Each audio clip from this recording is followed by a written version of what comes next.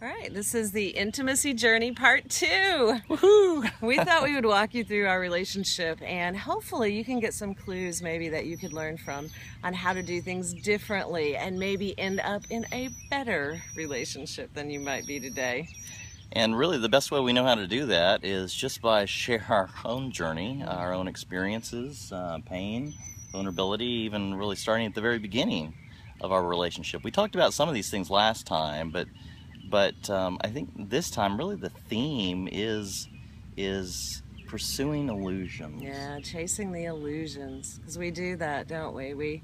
We chase kind of this external, skin deep. We lose track of, we're so caught up in the images that we lose track of who are they really, what's their character, what's their integrity, what's made up of their experiences in their life. How are they going to treat me and care for me? And we chase illusions. We chase people that are dating hundreds of other people. We chase married people. We get caught up in the feelings, and we lose track of really what we should be looking for.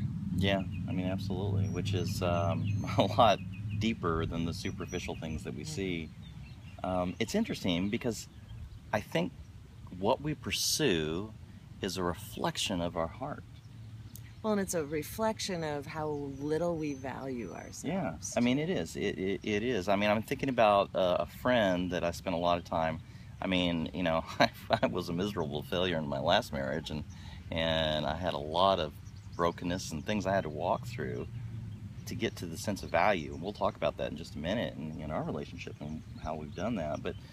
But you know, I was thinking about my friend and very well-known person. I'm not going to say a lot. I don't want to reveal who they are, but very well-known in the community, very well-to-do, and they were pursuing women all the time while they were married, and they were what we would consider beautiful women. That's our doggy.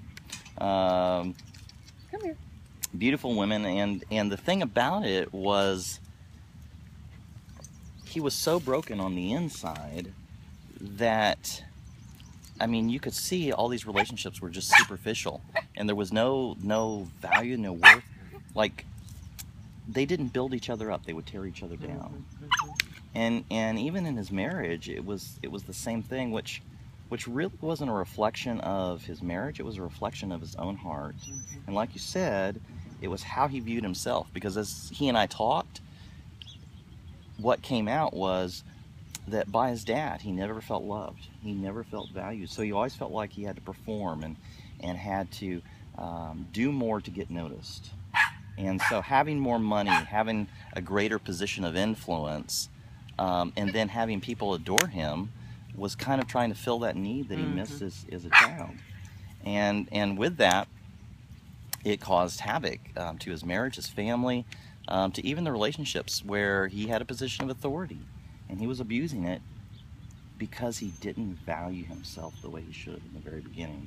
And I think that's what we do. We don't value ourselves, and then we chase after these superficial relationships, not really thinking we're worth more than that, or thinking we're never going to find it. You know, what some of my girlfriends say all the time that I hate is, they say all the good ones are taken. All the good guys are taken. There's nobody left. I said, that is just absolutely not true. You know, we buy into these faulty belief systems that are sending us askew. It was interesting because, you know, how our relationship started. I mean, obviously we picked each other, not because we picked each other. No, we were set up by our friend Tammy. It was an arranged date. Arranged date, yeah. And what was just really so interesting about that is her intuition, and I think really hearing from God in some ways. It started us on a whole new thing, in that we've both been through so much pain by our own decisions that we've made, poor decisions, and ended up in bad situations. That because she said you guys would be good together, we looked past the facade. Yeah. We tried to get to know each other. We tried to get to know each other's personalities. We tried to spend more time talking. Yeah, and you said it was your mission early in our relationship to scare me off. Yeah, I tried really hard. I figured let's get rejected early. So you know, here I am thinking she's this tremendous truth warrior, which she really is. But truth is paramount for you. That's one of the things I love about you. But you know, I mean, part of it was I don't want to be rejected later in life. So let's just put it all out there. Let's get it all out there. Let's get rejected early. And you know, we live in these. Not only do we seek out the facades, but we live in the facade, right? We don't admit our fears. We don't admit what we're really thinking. And we hide behind these games and illusions, even ourselves. And we didn't do that. We were pretty upfront. If we were fearful, we said we were fearful. We'll go through more extensive on the vulnerability side in the next video. Because really that's been one of the keys. Vulnerability is huge.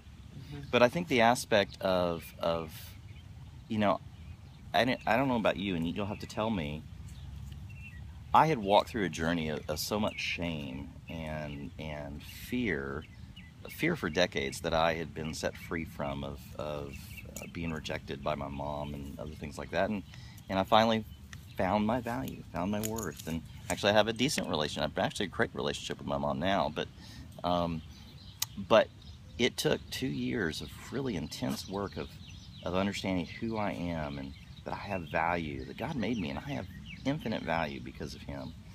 And so when we engaged in our relationship, when we started it, even though I was very much like you, I was like, you know what? Here's the failures of my marriage, last marriage. Here's the failures of where I've been, what I've done, because I also didn't want to be rejected. Right. But at the same time, I was like, you know what? I can do this because even if you reject me, I know I'm valuable.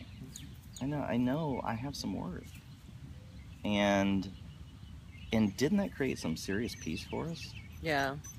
Yeah, we weren't really at all focused on anything other than getting to know each other's character, each other's likes and dislikes, whether or not we were compatible. And we just didn't play any of the games that you play. We weren't trying to be someone we weren't. We weren't trying to make ourselves look better.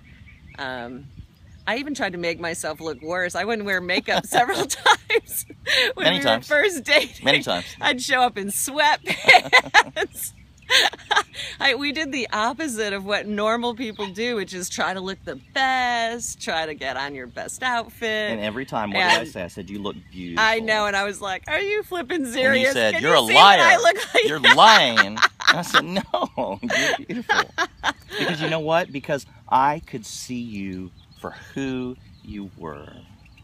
And because we were living in truth, we put it all out there. Yeah, we did. We didn't want a facade. We wanted real life.